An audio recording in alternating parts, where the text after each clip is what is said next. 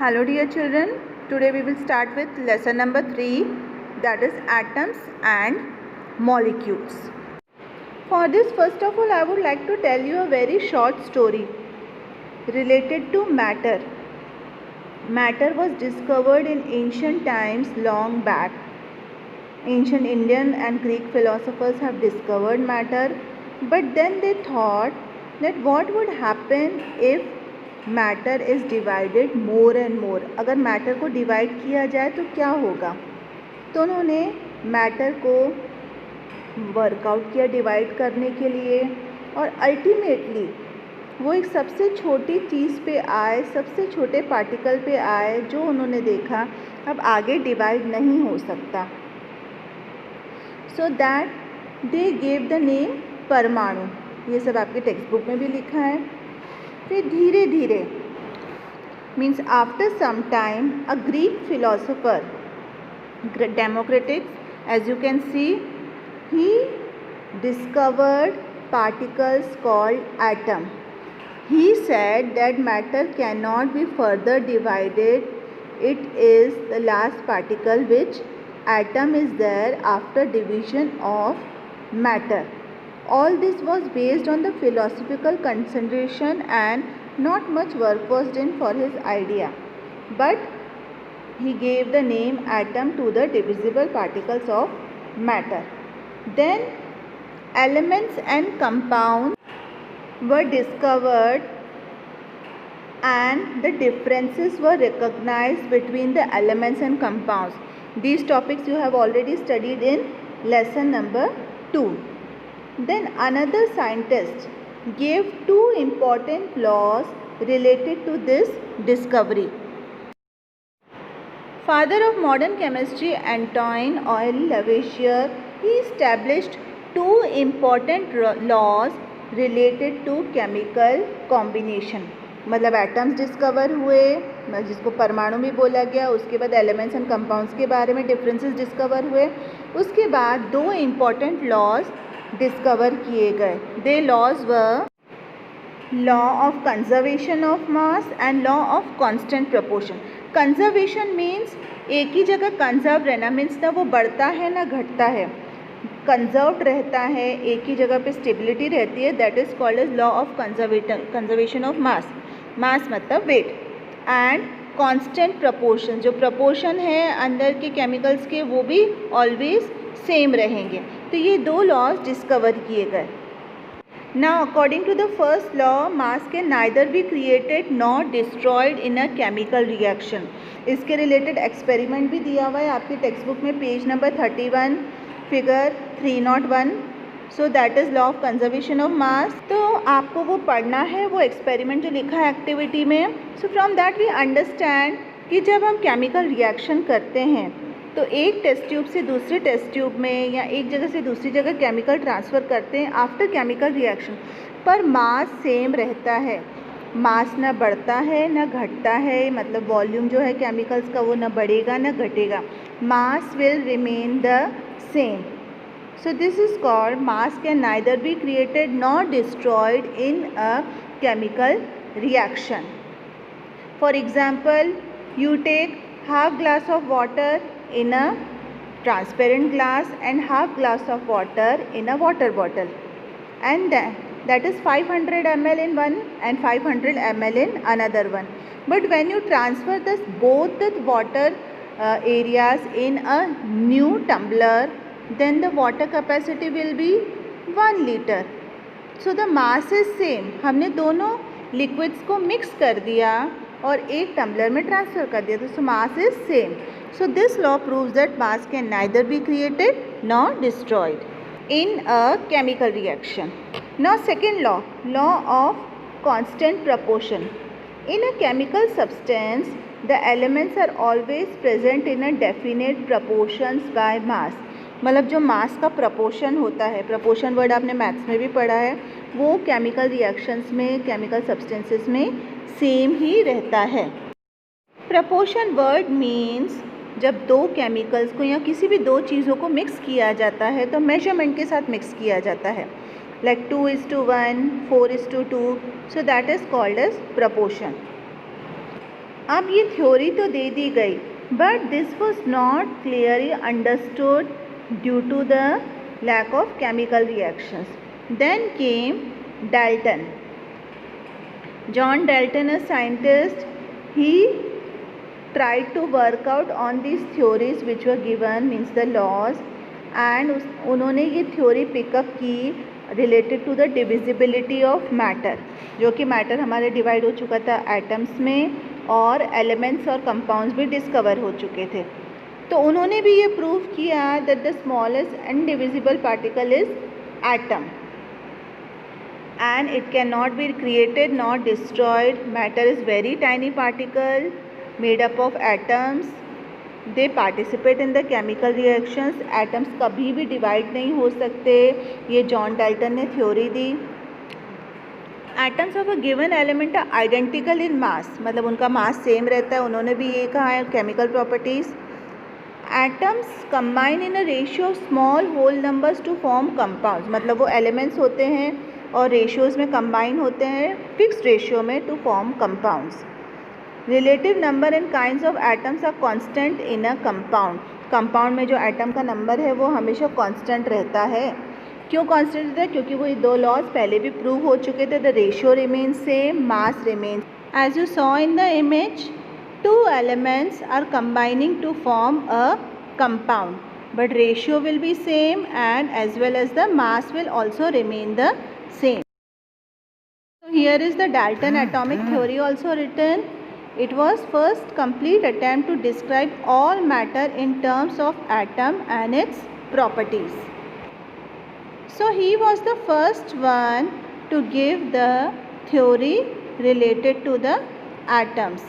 And here is the structure of Thomson. Now Dalton proved all these things, but still there were some drawbacks. क्यों drawbacks थे? क्योंकि आगे जो आने वाले साइंटिस्ट थे उन्होंने सोचा अब ये एटम तो और भी डिवाइड हो सकता है into सब atomic particles. So then again Thomson gave this theory related to the atomic structure. तब उन्होंने सब एटॉमिक पार्टिकल्स फाइंड आउट किए कि इलेक्ट्रॉन्स हैं जो एक पॉजिटिव चार्ज स्फीयर है, उसके अंदर ये नेगेटिव चार्ज पार्टिकल्स हैं, और ये उनको क्रिसमस पुडिंग की तरह उन्होंने उसको कंपेयर किया कि it is a like Christmas pudding और अ वाटरमेलन. जैसे वाटरमेलन में ब्लैक कलर की सीड्स होती हैं और वो पूरा रेड कलर का होता है, तो वो रेड कलर को उन्होंने एक पॉजिटिव चार्ज माना, और जो ब्लैक कलर की सीड्स अंदर वाटरमेलन में होती है उसको उन्होंने नेगेटिव चार्ज माना. सो this is the way he propose the model of an atom. उनका डिस्कवरी था कि एक एटम है वो एक स्फीयर फॉर्म में है जो पॉजिटिवली चार्ज है पूरी तरह, और उसके अंदर नेगेटिवली चार्ज इलेक्ट्रॉन्स घूम रहे हैं. पर इसके भी ड्रॉबैक्स हुए. According to Thomson model an atom is neutral, electrically neutral. तो जो एक्सपेरिमेंट्स अगर होते हैं तो वो न्यूट्रल होंगे, पर ऐसा नहीं है. तो कुछ थॉमसन के मॉडल के ड्रॉबैक्स निकले, जिसके कारण और साइंटिस्ट ने वर्कआउट शुरू किया. There were other scientists who started to discover on the theory of atom because they were not satisfied by the previous models explained. So then came Rutherford model of an atom. उन्होंने ये model दिया. As you can see in the picture, this model was given. This type of experiment was carried by scientist Rutherford along with two other scientists. Their images and names are also given in your textbook. He did the experiment which was called as gold foil experiment. I have taken here lesson number 4 topic also because these topics are connected with each other. Now here Rutherford used alpha particles for his experiment. The reason to use alpha particles was they had very high energy and they were heavier than the gold foil which was used. So these were the two characteristics why alpha particles were used, and he tried to pass them through the model which Thomson had already proposed. He tried to pass the alpha particles through that model, as you can see in this image. He used gold foil for the experiment. So now the reason for using gold foil experiment is it is approximately having only 1000 atoms. So lesser number of atoms, the more efficiently the experiment will be carried out. So here is the structure how he made to do the experiment. He used alpha particles in a lead container, gold foil, and you can see the fluorescent screen all around. This screen was used fluorescent so that the radiations are clearly visible. So he tried to pass this rays through the atoms, means alpha particles, through the gold foil he tried to pass. As you can see, the atoms are there of gold foil. So it was thought that according to the Thomson model, if it is like that, that positive charged sphere is there and negative electrons are there inside, so the alpha particles will pass straight, as you can see in the image, straight rays will be passed. But this did not happen. There was a change in the Rutherford model. The alpha particle scattering experiment gave totally unexpected results. Most of the fast moving alpha particles passed straight through the gold foil, but some of the alpha particles were deflected by the foil via small angles. So some rays were deflected and some passed through it. So then Rutherford came to an conclusion. After observing the experiment, as you can see here in the image, some rays are deflected and some are passing through. So he gave these 3 points: deflected particles, non-deflected particles and rebounded particles. Deflected means जो वापस आए, non-deflected means जो cross हो गए, and then rebounded.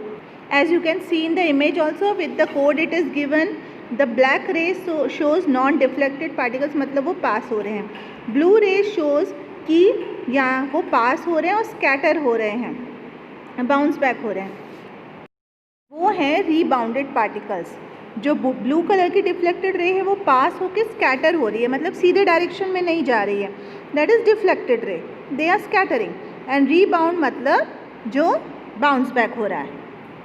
So these were the hypothesis given by Rutherford. There is a positively charge centre in an atom, it is nucleus. As you can see in the image, उन्होंने nucleus find किया. कैसे find किया? क्योंकि कुछ raise deflect हो रही थी या बाउंस बैक हो रही थी, यानी रिबाउंड हो रही थी, तो इससे उन्होंने फाइंड किया कि सेंटर में न्यूक्लियस है. The electrons revolve around the nucleus in a circular path. The size of the nucleus is very small as compare to the atom. मतलब एटम के अंदर सेंटर में न्यूक्लियस है, वो जो नेगेटिवली चार्ज पार्टिकल है उसके चारों ओर घूम रहे हैं सर्कुलर पाथ में, और न्यूक्लियर का साइज़ बहुत ही छोटा है, जैसा कि आप इमेज में देख सकते हैं. बट इसके भी फिर ड्रॉबैक्स हुए. कुछ ड्रॉबैक्स हुए जो बोर्स मॉडल ऑफ एटम ने फाइंड आउट किए. So there were some rectifications in the Rutherford model after observing it. Niels Bohr was another scientist who gave the theory of atom. But before that I will tell you the drawbacks of Rutherford model.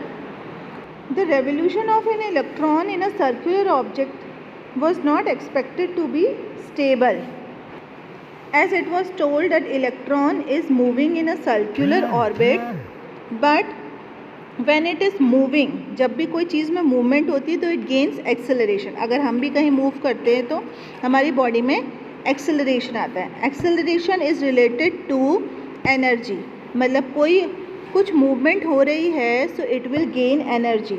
सो अगर electron circular path में घूम रहा है continuously, उसमें energy है, acceleration हो रहा है, एनर्जी है तभी एक्सेलरेशन हो रहा है, एनर्जी नहीं होगी तो कोई मूवमेंट ही नहीं होगी.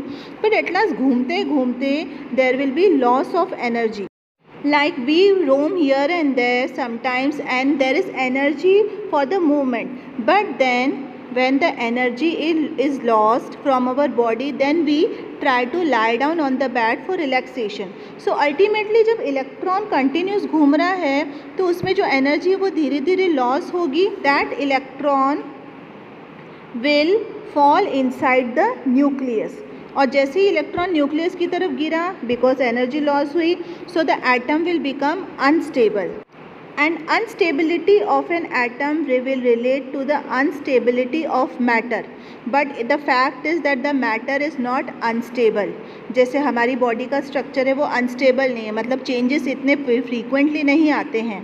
सो reason is what, the atoms are stable at its place.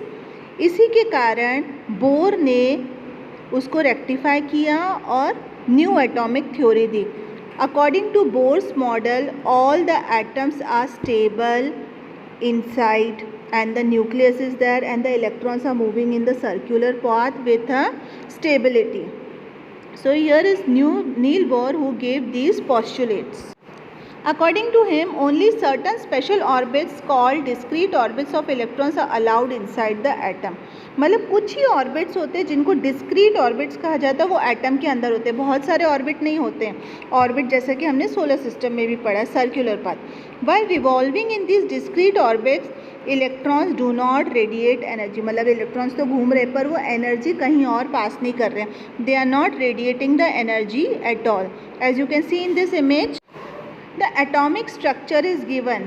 It is same like the solar system. You can compare. In the center is nucleus, like sun is in the center and the planets are revolving around the sun in a circular path. Same way electrons are revolving in a circular path around the nucleus, and that circular path is called as shell or the energy level, जिसमें वो उनको energy होती है. They do not radiate but they move with that. अब energy levels का meaning क्या है? It is electrons revolving in this orbits do not radiate energy at all, but they are revolving continuously in that orbit. Then each shell is got defined energy level. सबके shells में अपनी खुद की energy होती है. जो भी shells हैं आपको दिख रहे हैं पिक्चर में, उनके पास खुद का एनर्जी लेवल है, वो किसी दूसरे से बोरो नहीं करते हैं. अब इन शेल्स को नेम्स दिए गए, K shell, L shell, M shell and N shell. Reason क्या है? ये अलग अलग ऑर्बिट्स हैं या एनर्जी लेवल्स कहें या शेल्स कहें जो डिवाइडेड हैं, जिसमें इलेक्ट्रॉन्स रिवॉल्व करते हैं. तो इसी कारण इनको नाम देना पड़ा due to the distribution of number of electrons. Now you can give the name according to the alphabetical order or in the number form. Alphabetical में K L M N दिया गया है, number form में small n से दिया गया है, N1, N2, N3, N4 starting from the inner shell. This is our structure of atom. Nucleus is there, electrons are revolving in a proper energy levels or in the shells, but still the structure is not complete. अब इसमें एक और चीज़ scientist के द्वारा find out की गई, a no charge sub atomic particle. James Chadwick discovered another sub atomic particle which had no charge but its mass was nearly equal to the protons. Then it was named as neutron because there was no charge present in that.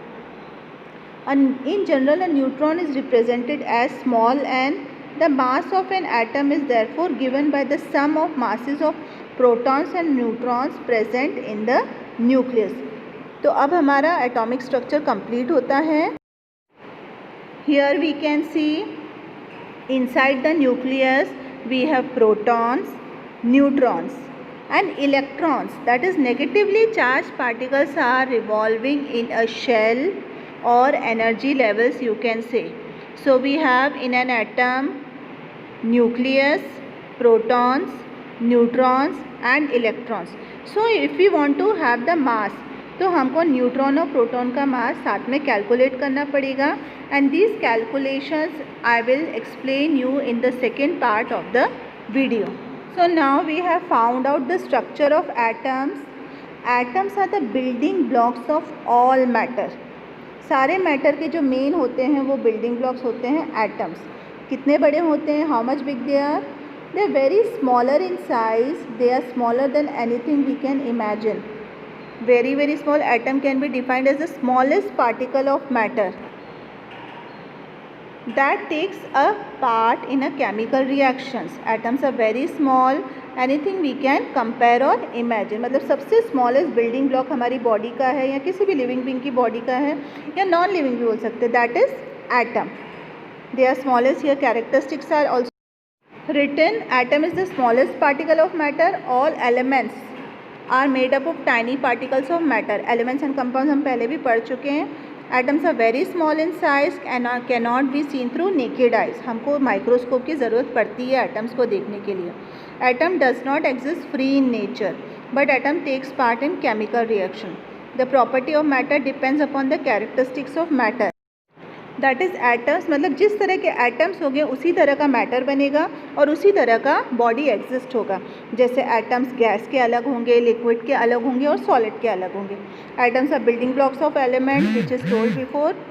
The size of the atom is indicated by its radius. In ancient times atoms were considered as invisible. हमने अभी काफ़ी theories पढ़ी जिसके कारण हमारा atom visible हुआ. Now comes symbols of atoms of different elements. अब atom discover हुआ तो उसके नाम भी रखे जाएंगे अलग अलग एटम्स के. जैसे कि मैंने आपको बोला अलग एटम्स होंगे तो अलग तरह का मैटर बनेगा, तो उसके अलग अलग नाम भी रखे जाएंगे. जैसे कि न्यू बॉर्न बेबी होता है तो उसका नाम ज़रूर रखा जाता है. नाम क्यों रखे जाते हैं? For its identification. तो उसी तरह अलग अलग मैटर के एटम्स के नाम रखे गए हैं. So Dalton was the first scientist to use the symbols for the elements. Symbols use किए जाते थे पहले. आपके टेक्स्ट बुक में पेज नंबर 33 पे दिया भी हुआ है कि पहले उनको सिम्बल्स के फॉर्म में साइन के रूप में उनको बताया जाता था. उसके बाद एलिमेंट्स के नाम पड़े अकॉर्डिंग वाइज वो जहाँ जहाँ से डिराइव हुए हैं, मतलब जहाँ जहाँ से उनका फाउंडेशन हुआ है. According to that name is given, means from the place where they are derive, और according to the colour they are given the names. Dalton gave the symbols for these elements, but then according to the IUPAC system, IUPAC means International Union of Pure and Applied Chemistry. So this system is used worldwide. Worldwide same तरह का identification हो, इसीलिए ये IUPAC system लिया गया जिसके according elements के नाम दिए गए. As you can see in the image, ये जो नेम्स सिम्बल्स हैं एलिमेंट्स के, ये वर्ल्ड वाइड सेम ही यूज़ होते हैं रिकग्निशन के लिए. फॉर एग्ज़ाम्पल मैथ्स में जिस तरह से सेम यूनिट्स यूज़ होते हैं केजी, सेंटीमीटर, मीटर्स, उसी तरह साइंस के एलिमेंट्स के नेम्स भी सब जगह ऑल ओवर वर्ल्ड में सिम्बल्स सेम यूज़ होते हैं. Here you can C the symbols are given for all the elements whichever are discovered, and this same it is used in the worldwide. Many symbols for elements are given in your textbook also. That is now for children. Thank you. Have a nice day.